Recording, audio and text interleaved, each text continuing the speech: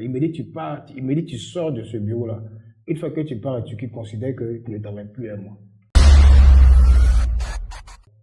Ouais, parce qu'à un niveau donné de la vie, coucher 6 femmes, 5 femmes, je veux dire, ce n'est pas un exploit, mais c'est pas parce que tu es beau. Il y a une force qui est en toi qui travaille à ce que tu fasses ce genre de choses-là. Il y a une force qui est en toi. On ne s'en rend pas compte, mais celui qui sort 3, 4 femmes, il a un problème énorme. Il a une possession démoniaque qui s'assise dans sa vie. Parce que de manière rationnelle, de manière normale, un homme normal, pour une relation sexuelle, il y a un temps.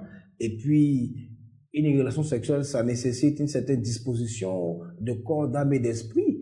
On ne va pas comme ça dans tous les corps, tous les esprits, sans savoir, sans au préalable savoir où on part.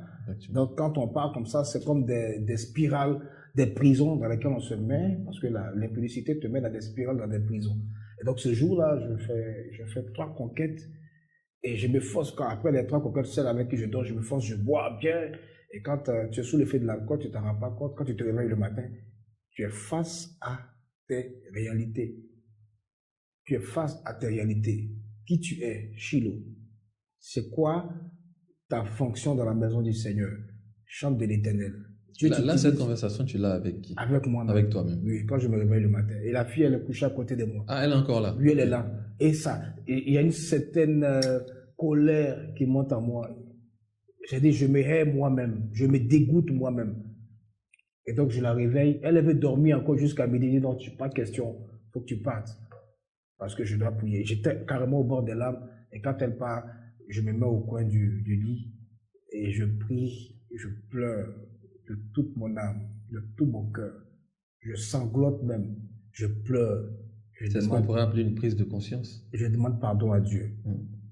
Je demande pardon à Dieu.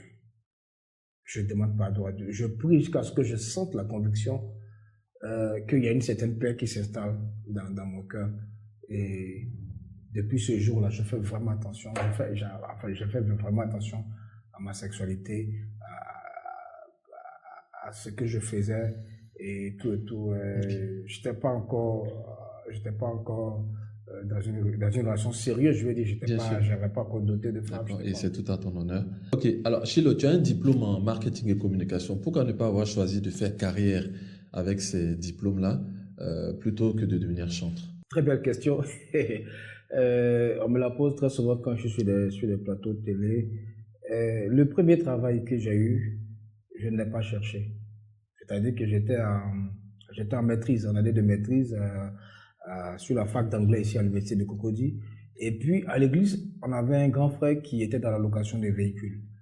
Et il me le disait toujours, mais je te sens beaucoup, tu es très avenant, tu es quelqu'un de très dégourdi, j'aime beaucoup ta manière de parler aux gens, ton approche, tu n'es pas fermé, tu es jovial. Donc, dès que le Seigneur me donne l'opportunité de travailler, d'avoir mon entreprise, toi, tu vas travailler avec moi.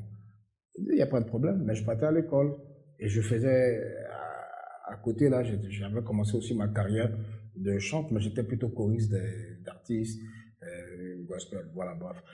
Alors, lui, le Seigneur lui fait grâce. Entre-temps, je crois que c'est une année plus tard, il a l'argent pour commencer son entreprise. Il ouvre donc une structure de bâtiment, de construction en bâtiment, et puis de VRD, lotissement, tout et tout. Alors, il m'appelle, il me dit, ça va? J'ai dit, oui, ça va, grand frère. Il dit, bah, écoute, passe à Angré, tel coin. Je me dis, me donne l'adresse, viens me retrouver là. J'arrive là. Il me prend dans la voiture, on visite un peu le chantier où il y a des terrains, où il y a des maisons qui étaient en construction. Il dit, mais c'est quoi? Il dit, non, Dieu m'a fait grâce. J'ai pu me lancer dans le lotissement, dans la construction, en bâtiment, tout. Et ça fait un mois que la société est ouverte, j'ai besoin de toi comme commercial. Ok. Il dit, ah bon? Il dit, oui, j'ai besoin de toi comme commercial. Il dit, comment ça se passe? Parce que moi, je n'ai jamais travaillé en tant que commercial. J'ai jamais fait de stage même dans ma vie, en fait. Tu sais que j'ai fini l'université. Bon, j'ai pas fini, mais j'étais en année de maîtrise. Et puis, il me dit, voici ça.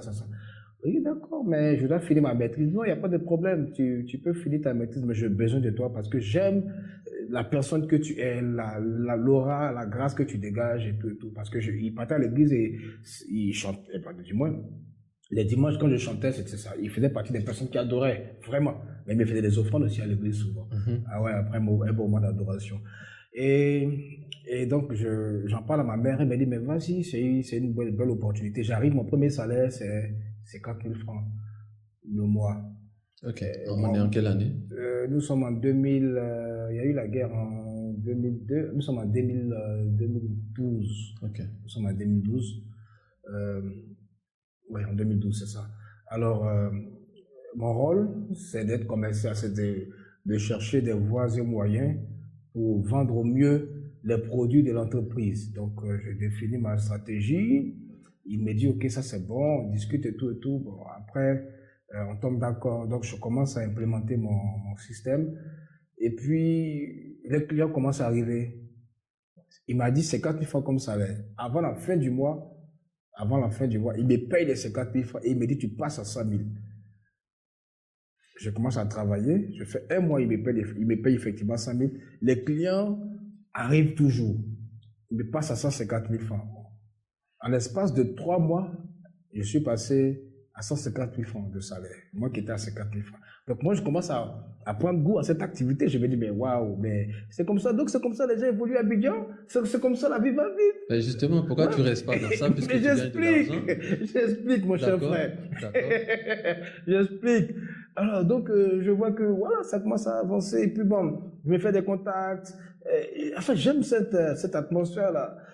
Des gens viennent, ils discutent avec moi pour le terrain. Je dis, non, celui-là est bien, lui, il n'est pas bon. Et puis, paf, je passe à 200 000 francs au 4e mois. Et au 5e mois, 250 000 francs. Là, il me dit, Chilo, il faut que tu aies une voiture de service. Mais je ne sais pas conduire. Je ne sais pas conduire. Il me dit, mais je te prends un chauffeur. Il dit, ah, mais ça va pas devenir trop budgétivore. Il me dit, non. Parce que tu es devenu comme la vitrine de l'entreprise. C'est ça. Donc, il faut que quand tu te déplaces, que tu parles, quand tu vas vers les clients, il faut que tu sois véhiculé. Il faut que tu sois en costume. C'est lui qui m'a donné le goût, donc, de costume. Il faut qu'on parte et que tu prennes des costumes. On sort, on va quelque part. Il me donne un peu d'argent, j'achète des costumes. Et voilà comment je commence à m'habiller en costume et à venir au travail. Mais je discutais, j'étais vraiment le front office de l'entreprise. Quand les gens arrivent, c'est moi qui discutais avec eux par rapport à leur budget. C'est moi qui les conseillais par rapport au terrain et tout et tout. Et puis, 250 000 francs en voiture de service. Et j'ai une voiture. C'était une merde. Je n'ai pas fait de publicité. C'était une belle petite berline. Okay. Et j'avais un chauffeur. Mais attends, en fait, j'ai un peu de moyens. C'est ça. J'ai un peu d'argent. J'ai une voiture. Mais écoute, je suis retourné à mes habitudes. C'est ce que j'allais dire. Je suis retourné, c'est ce que tu allais dire. Ça t'a replongé, tu as replongé. J'ai replongé là. J'ai replongé et c'était dans cette atmosphère que j'avais évolué jusqu'à ce qu'un jour l'entreprise commence à connaître des difficultés. Mais avant ça, j'avais commencé à ressentir du dégoût pour le travail que je faisais. Ok. Pas pour la vie que je menais, pour le travail que je faisais. J'avais commencé à ressentir du dégoût. Parce que, bon, un enfant de Dieu même qui sort entre griffes, qui sort du plan de Dieu, s'il a la sémence de Dieu, il revient toujours. Et c'est des choses qu'il fait parce que certainement, il a laissé la chair prendre le dessus. Mais quand l'esprit arrive à prendre le dessus, il se rend compte qu'il a fait des erreurs et il revient. Donc, on est toujours en train de demander pardon à Dieu pour telle ou telle chose. Donc, c'est ce qui se passait avec moi à l'époque. Et souvent, j'arrive à l'école, au travail, et je me rends compte que tout m'énerve. Donc, quand tout m'énerve, je mets mon casque dans mes oreilles, je mets une musique, et je me vois en train de chanter, d'adorer, d'écrire des textes, des chansons. Mon patron, quand il arrive, il me dit, il y a quoi? On n'est pas à l'église ici, tu es venu pour travailler. Il faut que tu fasses la part des choses. C'est Chilo qui chante les dimanches à l'église, mais quand tu arrives ici, tu es venu pour travailler, on a un objectif clair. C'est ça. Donc, si tu ne veux pas travailler, il faut dire. Il dit, ok, désolé patron, et tout et tout. Mais je replonge encore, je suis dedans. Souvent, je suis là, je pleure. J'appelais mon oncle, qui est mon père spirituel, le pasteur Paul Ayoub, qui est mon oncle quand même, dans mon père spirituel, et je lui ai expliqué, il me dit, ce sont les mêmes choses qui sont passées avec lui lorsqu'il devait donc accepter, répondre à l'appel. Ce sont les mêmes choses qui sont passées avec lui. Pendant que lui était à l'école avec le stylo en main, le maître donnait, dispensait le cours, lui, il pleurait. On lui demande pourquoi il pleure. On l'a frappé, il dit non, qu'il y a quelque chose qui le fait pleurer. C'était l'appel du Saint-Esprit. C'est-à-dire, il pleurait parce qu'il n'était pas là où il doit être. C'est ça. Il pleurait d'être là. C'est ça. D'être là. C'est Wow. ça. C'est ça. Ça, c'est l'appel. Donc, et moi, je me retrouve dans la même condition. Il me dit non, ça veut dire que tu es arrivé à un moment où tu dois prendre une décision. Et donc, je vais voir mon patron pour lui dire que vraiment, c'est plus fort que moi. Je ne suis pas concentré ces derniers temps.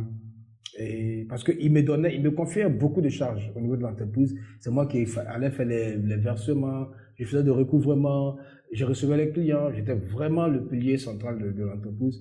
Et je suis parti le voir pour lui dire que vraiment, il me dit, mais ça va pas chez toi. Toi, tu crèches à Yopougon là-bas, on te donne un travail où tu as 250 euros, tu as une voiture, puis tu veux laisser les jeunes de ton âge là. S'ils ont eu ça, tu penses qu'ils vont laisser ça? Hein? Ça va pas chez toi. À Faut partir de réfléchir. là, on dirait qu'il avait mal. Vous les jeunes, vous n'êtes pas ambitieux. Hein? Tu as vu, non? Ben, il me gronde. Parce qu'il n'arrive pas à comprendre. Il voyait les Il clients me dit, mais partir. si ça a fait de chanter, depuis que tu chantes là, tu as eu quoi? Depuis que tu chantes à l'église, là, tu as eu quoi? On te donne un travail, ça c'est Dieu qui a été béni. Mais je peux pas. C'est plus fort que moi. Parce que si je reste là, je vais tricher. Et comme j'aime pas tricher, je préfère prendre ma route et partir. Donc il a dit, mais il faut que je parte. Donc dans la même période, on a eu une invitation à Turquie pour un festival. Donc je suis venu nous présenter le dossier. Ah, on a une invitation à Turquie, tout ça. Donc je vais prendre une mise à disponibilité, ne serait-ce que de 2 semaines pour partir en Turquie.